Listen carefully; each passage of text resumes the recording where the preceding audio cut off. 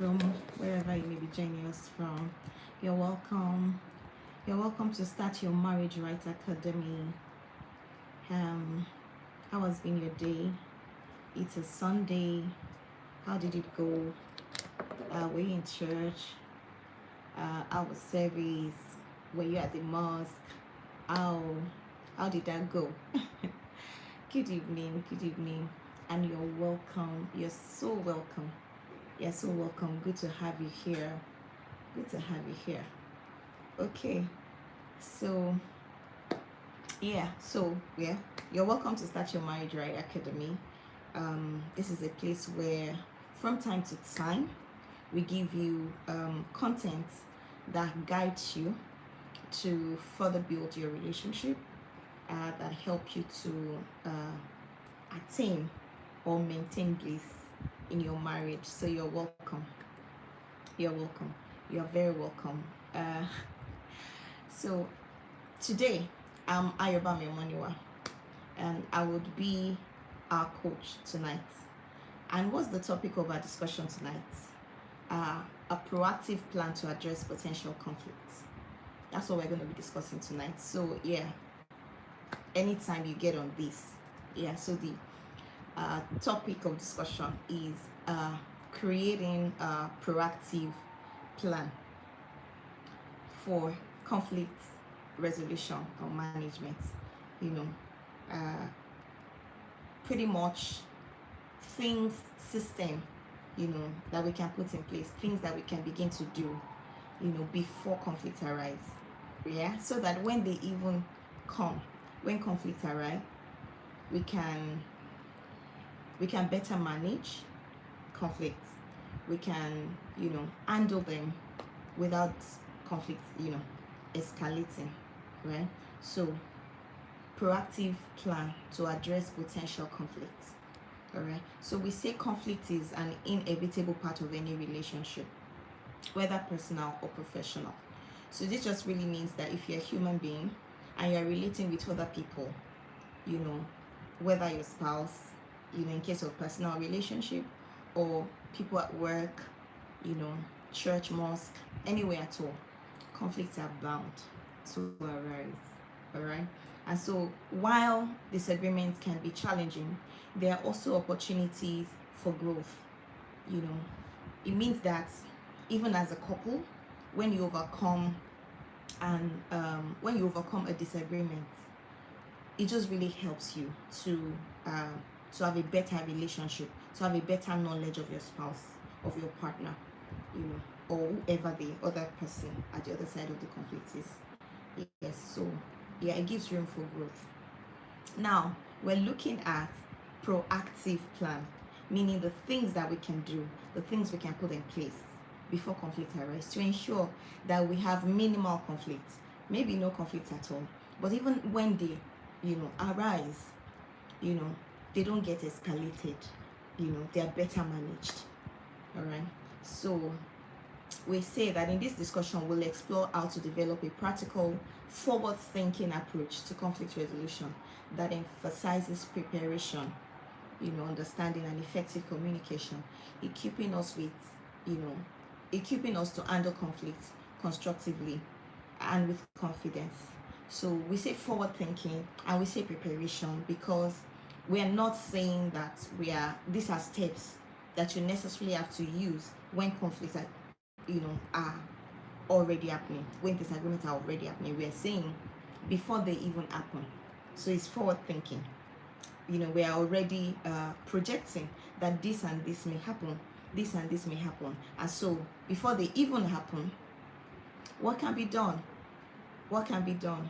All right. So I'm going to leave you with this question, just something to get your mind ready. All right. Did you know that couples who discuss potential challenges before they arise report greater relationship satisfaction? Yeah. So it just really means that couple who sit down and say, oh, this can happen, this can happen, this can happen. So when it happens, how do we handle this? How do we handle this? We see that they better, they succeed in relationship better than people who don't have plans to guard against conflict. who just really leave it to when it happens. And so major disputes and disagreements in marital relationship or any relationship at all that gets escalated are because there's no forward thinking, there's no preparation. We're not even mostly prepared for this conflict. Yeah, and so when they happen, it just really feels like we're thrown off balance. So we're guiding against being thrown off balance when these conflicts arise. So the reflection is, think about a time when a proactive approach to an issue might have made a difference in your relationship. Think about that time when you think, oh, there's this disagreement, and reflecting on it, that, oh, if we had discussed this before now, this wouldn't have happened. It won't be this bad. It won't, the experience will not be this intense. Yeah. So just give it a thought. All right. So getting into it, you're welcome again. And the topic for discussion is creating a proactive plan. A proactive plan to address potential conflicts. And then we say potential because it had not happened, but we're planning ahead against when it will happen. Okay, and in order to do that, it means that we have to know, we have to identify, we have to be able to identify the potential conflicts that may arise in relationship, in marriage, to be able to now plan. To be able to plan against these things, it means that we need to itemize possible conflicts that may arise, possible, challenges that may arise in marriage. Okay, so I'll just list a few, and then we can see how we would tackle all of this one step at a time. So if I were to ask you, like, what's the common issue, the common thing that couples stress over, I would say is finances. I would say finances. Yeah, so identifying the potential areas that conflict may occur, I would say finances. From budgeting to spending, to saving, to financial priorities. Yeah, so when couples have different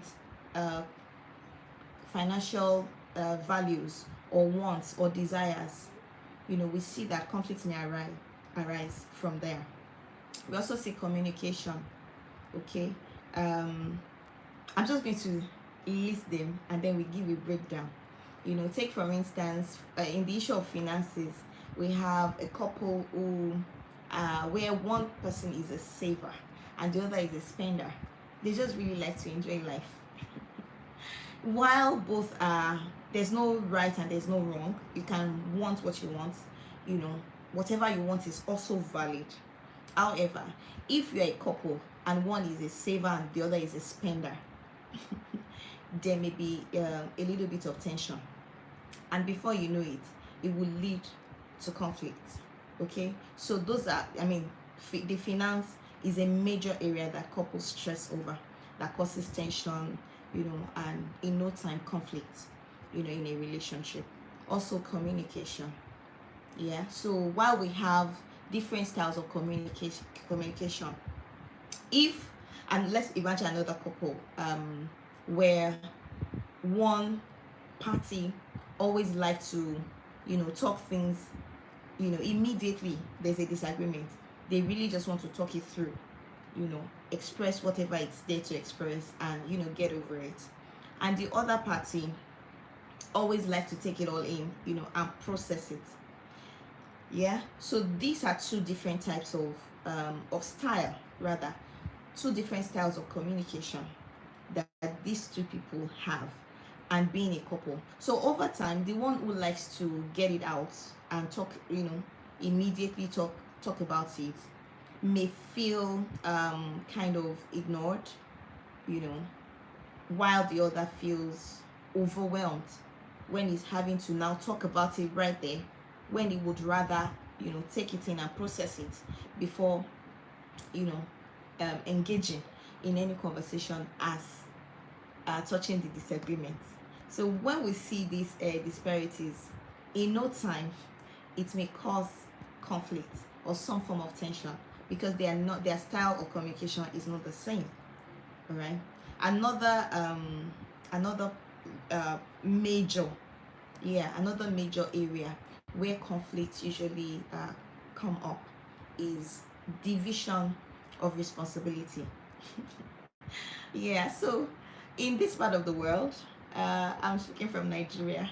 I think it's rumored that the ladies, the girl child, they are usually raised to be home keepers. They are usually raised in such a way that they can handle the chores, they can just really get on a lot of things as regarding the home, while the male, the boy child, uh, maybe out of culture, yeah, and you know they're just really pampered, and so they can't find their way around doing some of those things. And this may be a rumor, it may be true for some, and it may not be true for some other families, but I think generally it's common, yeah, in this part of the world.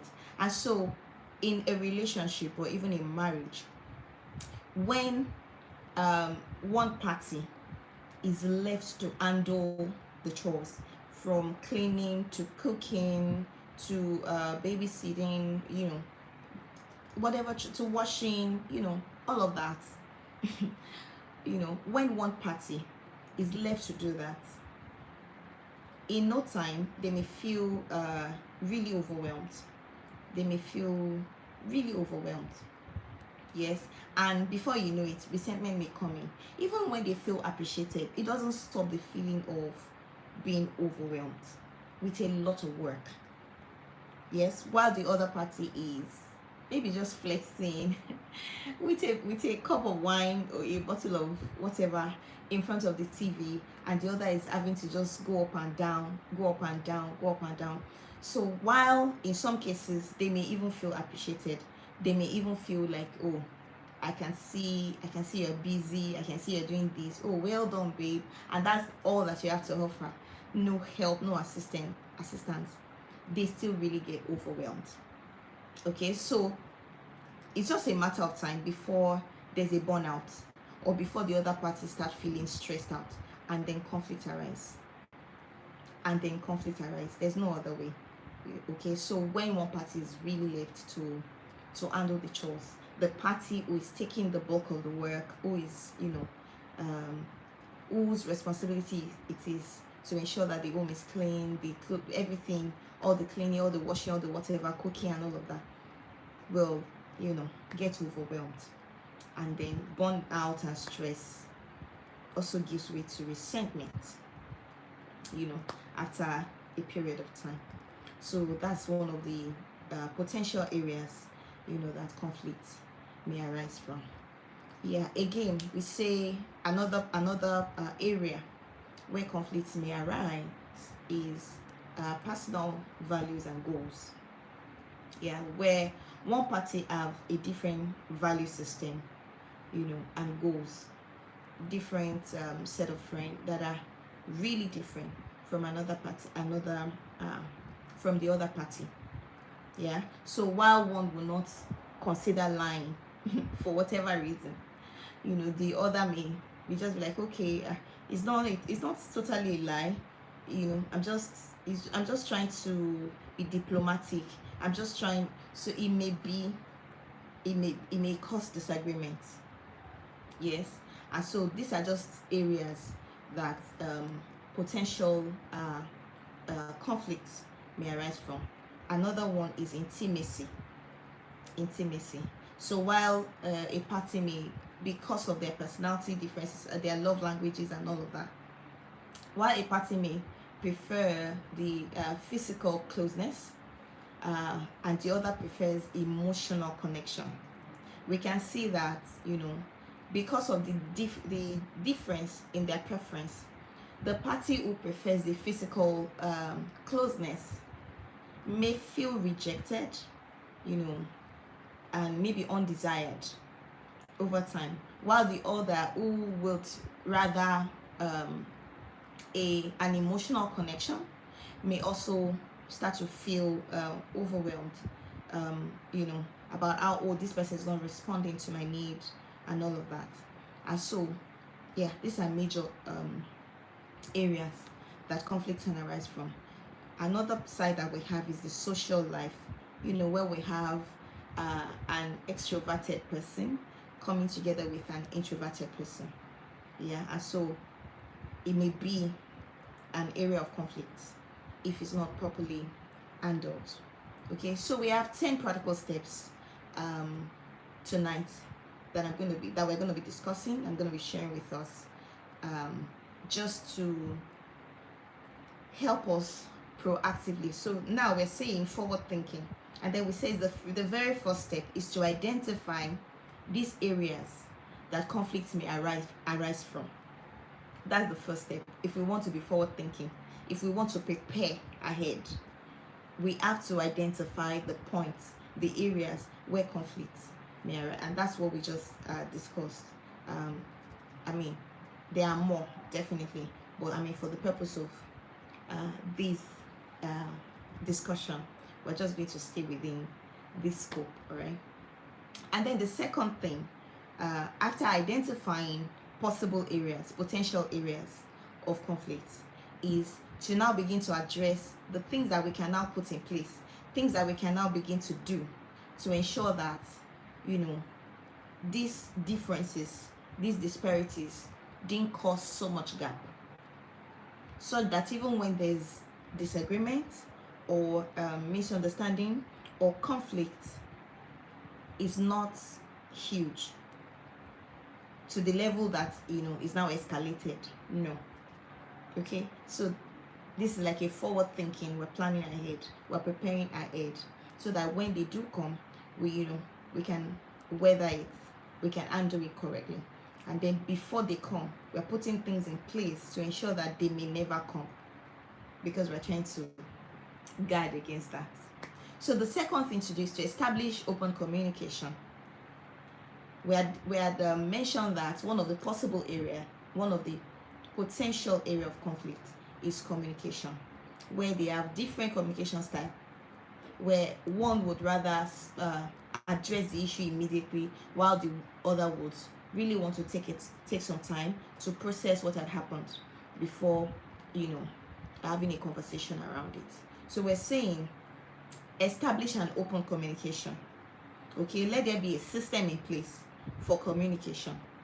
All right, so schedule like a weekly or bi-weekly relationship check-in to say, oh, hello, how are you feeling, what's going on, what are your concerns. Okay, so it means that you're constantly in communication with each other. You're constantly talking about things. You're constantly talking about how the other person feels or how they're doing.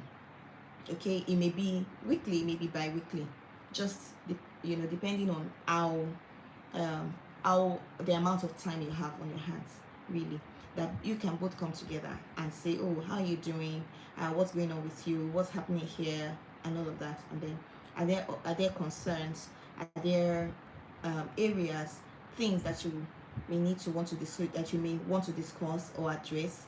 And then when that's in place, and it's not like so far apart, it's like weekly or every other week, you are sure to nip it in the bud. Whatever the issue may want to arise, you are sure to have communicated about this. Yeah. So another thing is active listening. So you're not listening to respond, to give a quick answer, to give your own perspective. You are listening to hear the perspective of the other person. You are listening to understand their point of view on the subject matter. You're not listening because, oh, I need to defend myself, oh, this thing that you have said is not totally true, it's not absolutely true. No, you are listening to not interrupt, all right, but to acknowledge their feelings. You are listening to give a listening ear, even when you think what they're saying it may not be absolutely true. You're not interrupting. You are listening because you're trying to validate, their feeling. You're trying to give them a voice. You're trying to gain their perspective on whatever they're talking about. All right, so that's on communication. We also say encourage both partners to express concerns. So in communication, instead of saying, oh, you always are like this, you always do this, you always have to do this, so we encourage that you use that you express how you feel rather than attacking the other person. So when you say, I feel I feel hurt when you do this. I feel I'm not heard when you do this. I feel belittled when you do this. I feel, so you're expressing how you feel as against saying, oh, you always do this. You always, this is your way. This is how you do it. This is this. So as against attacking the other person's character, you are expressing how you feel. Okay, so again, the third thing to do rather is set ground rules. Now in every relationship or friendship, or even professionally, we've been able to establish that conflicts are not bad and that they will happen and that they are normal. As long as we're relating with each other, it will happen. And so it's only normal to be able to set ground rules that, okay, when this happens, this is how to go about, this is how we want to go about it, right? And then we say setting ground rules, discuss boundaries for personal space, time out with friends, and involvement with extended family. Respecting each other's boundary can prevent misunderstanding. So again, we're saying that social preferences may differ. So while you have this set of friends and I have, okay, again, let's imagine a couple where the wife, maybe friends from school, friends, colleagues who really like to party and hang out, and the husband only keep friends from church. Now it means that they meet them, they're hanging out with two different crowds, two different people who are likely going to have different value system. Yes, but they can still cohabit, they can still live together in peace when there are ground rules. So we encourage that set ground rules. It can really help us to prevent misunderstanding. So while you hang out with your set of friends, while this person is introverted, or and you're extroverted, when there are rules guiding this hanging out, when there are rules around extended family functions and all of that, it will really help, and you respect each other's boundary, then we can guard against conflicts. And even when they do happen, because there are rules, you are likely not to be not to escalate it. Yeah. So again, we say be clear on how you will handle sensitive topics. Avoid sensitive topics at a stressful time. So again, it's important to know when to pick up an argument, or when to pick up a discussion, a conversation. When you know that this other person had gone to work, and is just returning at about 9:30, 10 p.m., that the next thing on their mind is probably have a shower, if you can eat, if you can eat at that time, and just get on the bed and have a good sleep, in preparation for the next day. And that's when you decide that it's good to pick up an issue, especially when the issue is sensitive. Yeah, so we're saying you must also be clear on what, on how to pick up such. And it's still part of, okay, we're only going to talk about sensitive issues on weekends, where we're both, at this particular place, and we're both really, in a very good space. We're both calm, and then we can now talk about this. Okay, so we say again, you agree on limits of acceptable behavior during conflict. Okay, so that's setting ground rules. No yelling. no raising of your voice, no name calling. So you know it's a rule.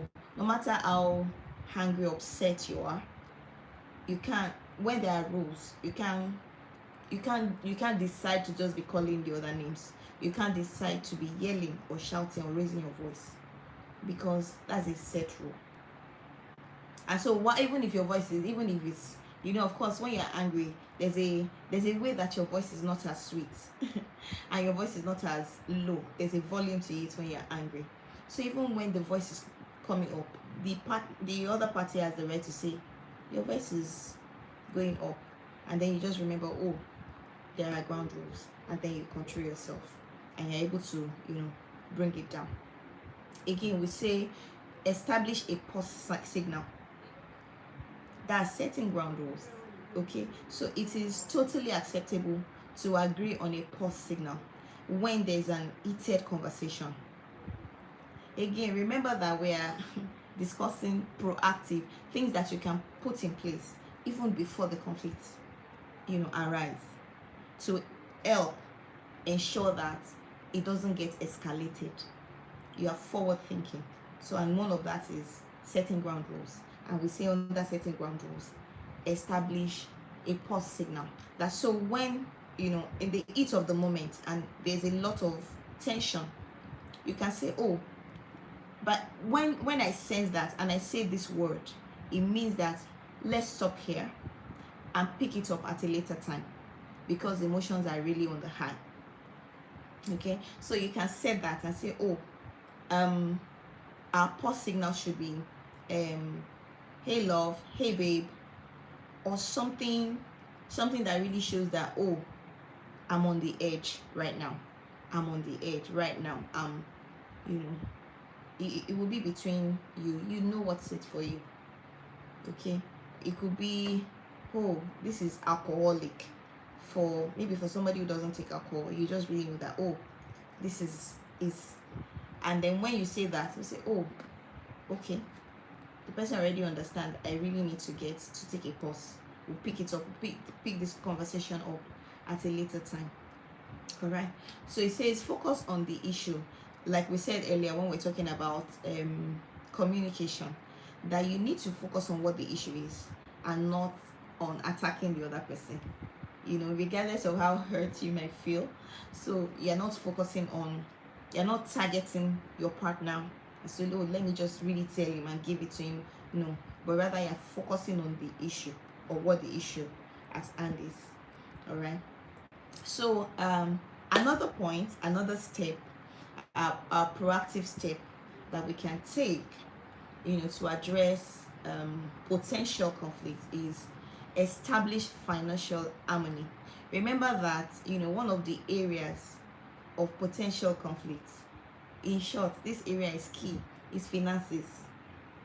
And I had given the example of a couple where one is a spender because they like to enjoy life, of course, and the other is a saver. So while the saver is anxious about their goal, about meeting their targets, about meeting their whatever target they have set for themselves in saving, the other party is stifled, and really wants to spend and enjoy life right now. Before you know it, there's tension. So we say, to avoid that, even before the tension leads to conflict, we can address it quickly before it gets to that, by creating a budget together. All right, agree on a budget that reflects both partners' priorities, whether it's saving or spending on experiences. All right, or planning the future. Whatever it is, we just ensure that this budget captures the priorities of partner A and then of partner B. Okay, we're saying again that to also address the issue that may arise from conflict is that both partners can have shared financial goal. All right, so it may be such as saving for a house or a car, or even vacation, or saving for retirement. So if they are doing it together, the one who likes to spend, kind of how they have mentally rearranged themselves and know that, oh, we're saving towards this. So the other party who likes to save doesn't even have to now armor or be overly dramatic about what the goal is. Why? Because the other is carried along, and this is like a shared goal, and so we're doing it together. All right. So again, another step to being proactive, and addressing potential, being proactive in addressing potential uh, conflicts is to practice empathy. To practice empathy. So he says, make it an habit to put yourself in your partner's shoes and try to understand their perspective. Okay, so while we're talking about active listening the other time, remember I said that it means that you're not listening, to reply, to give a response, to defend yourself, to talk about how, okay, I didn't know you feel that way. Oh no, I didn't mean it like that. No, you're listening because you really want to understand where they're coming from. You really want to gain insights as to how they are reasoning. You want to understand, how the difference in your thought pattern. You want to gain an insight to their perspective. All right. So empathy also helps us to put ourselves in the shoes of the other person. Okay, like just imagine, okay, if I'm the one in our shoes, So in the aspect where we were discussing about roles and responsibility, and how I'd say that that's like a potential area where conflicts can arise from, and where the roles and responsibilities are just really not equally divided, because one person is taking the bulk of the work. Now, in a situation where the other party who is a bit laid back, who watches the spouse, his spouse, do all the chore, if you will put yourself in the shoes of the one who is doing the bulk of the work, who is cleaning at the same time, cooking at the same time, doing this and ironing and doing all of those other, if you will now understand how tiring that can be. You will now understand how exhausting. You will now understand that, oh, this can be really stressful. And so doing that, empathy just really makes you get up and want to lend a helping hand and say, oh, how can I come in? How can I come in? And this also builds emotional connection, and it reduces defensiveness, because you are putting yourself in the shoes of the other person. Again, empathy also says validate your partner's emotion, even when you don't agree with their point of view. Let them know they are heard. Let them know, oh, whatever you're feeling is valid. Oh, I feel hurt, I feel it's valid. All right. So what this does is it fosters emotional vulnerability. So when the partner knows that you're empathetic, it's not, oh, whatever emotion that I'm showing, he doesn't even seem to see it. She doesn't even seem to see it. Okay. So exercise, practice empathy. Practice empathy. So another point is set expectations for roles and responsibilities. Set expectations for roles and responsibilities. This seems to be really huge. Division of roles and responsibilities seems to be really huge. Okay, is a huge, just like finances is a huge area where conflict arise. Okay, so we're saying you set expectations. Again, sometimes when people don't even know what you expect from them, it may appear like they just really leave you to it. But when as a couple, you have sat together to now write, okay, this is what you're expected to do. This is what you're expected to do. This is what, so it just really helps to avoid the conflict. You discuss it, you agree on how this household chores and responsibility will be divided. So if it's your strength to iron, then maybe if you'd rather cook, then maybe somebody should. So it can be discussed. It doesn't have to be, rigid, like you have to do this, you have to do. You can look for the one that is most comfortable for you. If you can look for the one that you may enjoy doing rather than let the other party just do it all. So you can discuss around these things and set expectations. All right, so you're not saying the one who would rather cook, who loves to cook, should finish all the cooking and come and do the ironing, and should finish all the ironing and do the cleaning. I mean, it's even possible that the one who cooks, then another comes to clean it up, depending on what works for you. But it's important that you have discussions, conversations around this, and let these chores be divided. So it really prevents the resentment that leads to conflict. Because the resentment that we build over time from somebody who is constantly stressed, constantly burnt out from taking on all the chores, the conflict may now get escalated. Yeah, so it can be avoided. And so we're saying proactively, just set expectations, set the expectations for roles and responsibility. So again, we're also saying that you be open to revisiting these roles as life circumstances changes. Okay, be open to revisiting. There are times when a baby comes into a family. Don't say, oh, I used to just take out the trash. Be open to revisiting these roles.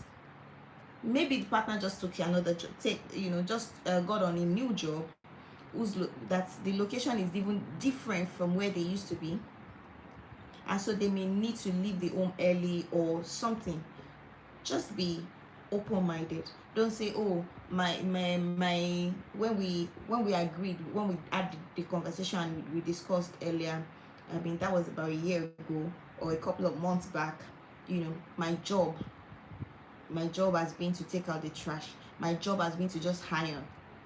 Okay, so be open to revisiting this conversation and readjusting as life changes. Okay, as life circumstances changes. All right, so again, another valid point, strong point, is develop conflict resolution strategies for every relationship. Like we said earlier, that conflicts are not bad in themselves. How we handle conflicts may be terrible, may be bad, but conflicts in themselves are not bad because they give room for growth. They give an opportunity to grow, for better understanding of each other. All right, so one of the ways that we can handle or address, we can proactively address conflicts before they happen, is to have a conflict resolution strategy. That, okay, when conflicts happen, this is how we're going to go about it. What style works for you? What style works for the other? Okay, so you must have a conversation around this. Agree and decide on which conflict management style works best for your relationship. Okay, for instance, the collaborating style, factors in, the interests of both parties, and see that, each party is satisfied. Okay, and then so each person wins. Is a win-win solution where the compromising, might also help, where both parties have to give up something. You have to shift ground, and this person also will have to shift ground. So you have to now talk about it and say which one works for us. In conflict, when conflicts arise, which style are we going to adopt? How are we going to manage it? Okay, so you have to discuss that. You also have to agree on timeouts. Like I said before, I think I'd called it like a pause signal. Okay, a pause signal. Timeouts. If conflict escalates, agree to take timeouts to cool down before resuming the conversation when both parties are calm. Okay, so this is being proactive. This is like planning ahead.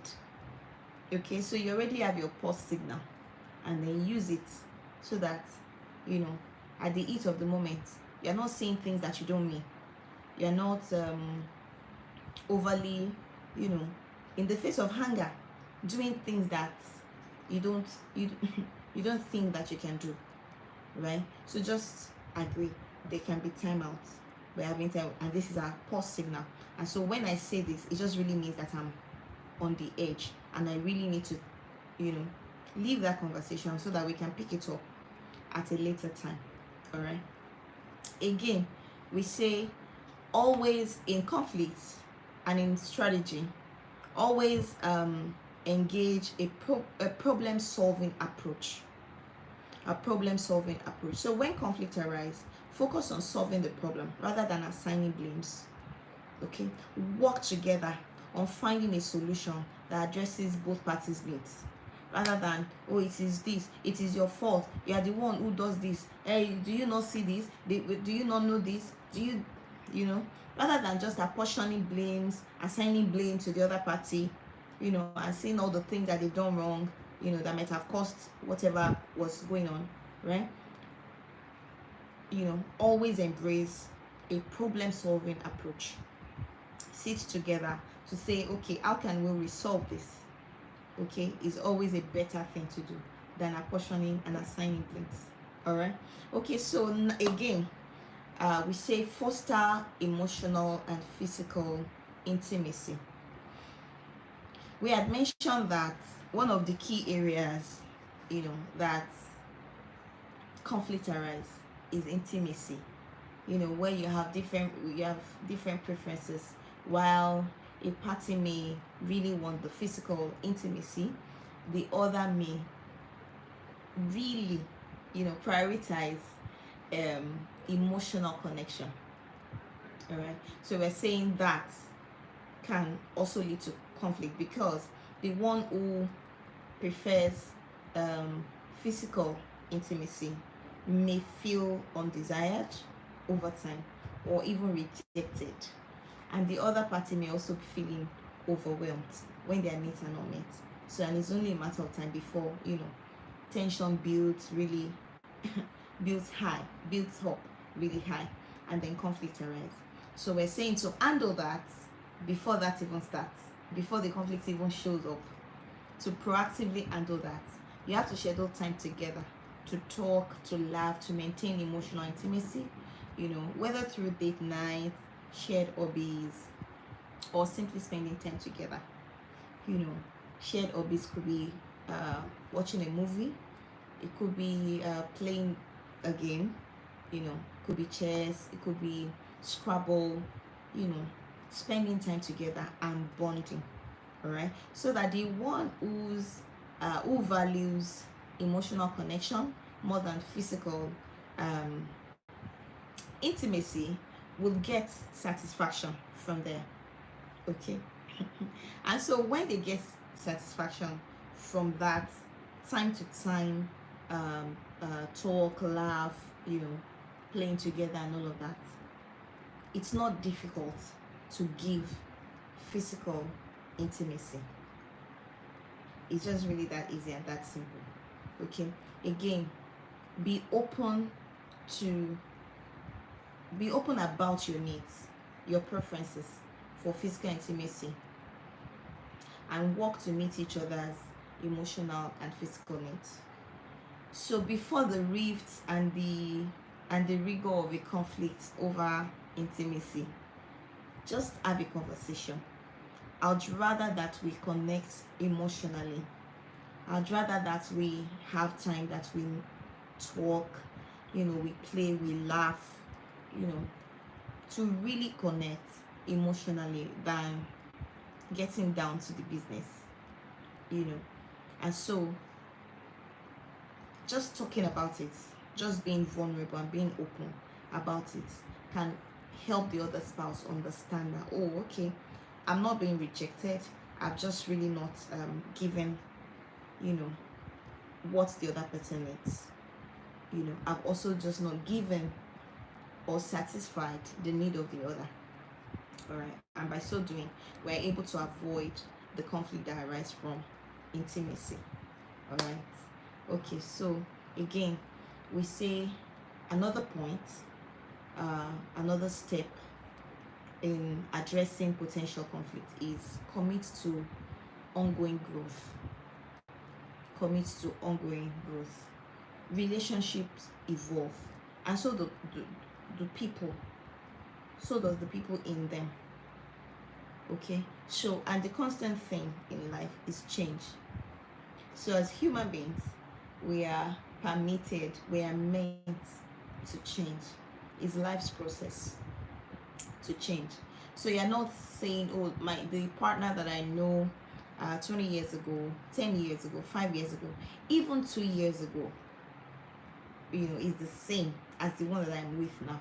So there has to be that that willingness to constantly learn your partner, to constantly want to grow with them, to constantly and regularly, you know, reassess your relationship, reassess your goals and priorities of your relationship. All right, because you know, change is the only constant thing. All right, again, under commit to ongoing growth, we say practice forgiveness and learn from the past conflicts. Practice forgiveness. Be willing to forgive mistakes and grow from disagreements rather than letting them fester. Okay, so before your partner or your spouse even hurt you, before they even, you know, do anything to hurt you, you make up your mind to live in forgiveness. So you're not that partner that, oh, so there's also the place of healing. So yeah, let yourself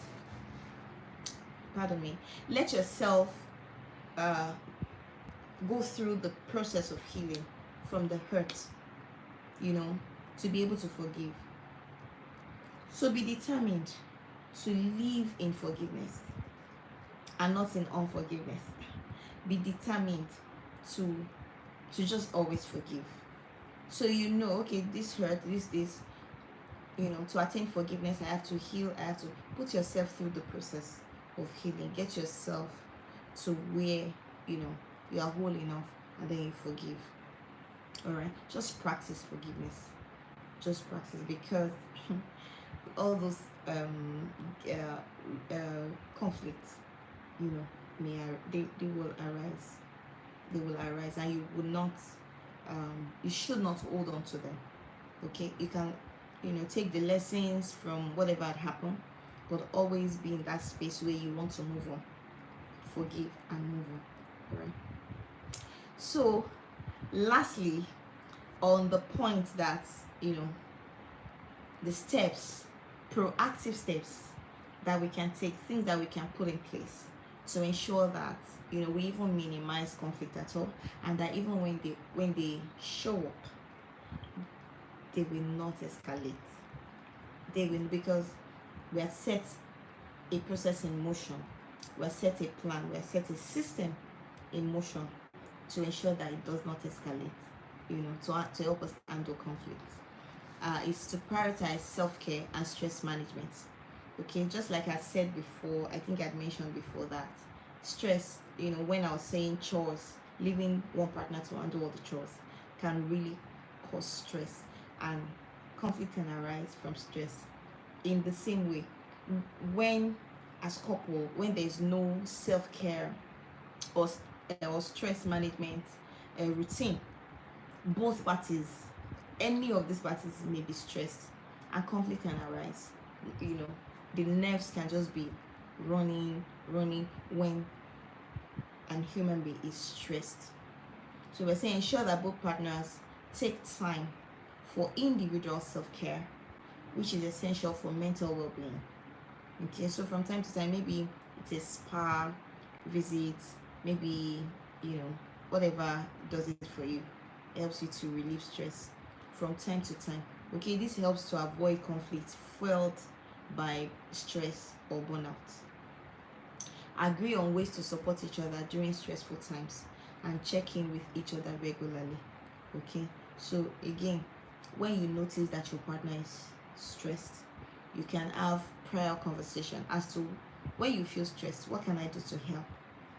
What do you think when I do? Oh, I would really like a body massage. When you give me massage, it really helps me to relieve stress, and then you work on it. Okay. Okay, and so by taking these steps, we'll see that we've been able to reduce conflict to the barest minimum. So, and even when they come up, you know they do not get to that level where it's escalated. No. Okay, it does not fester at all, because there are systems in place that helps us to handle and achieve that.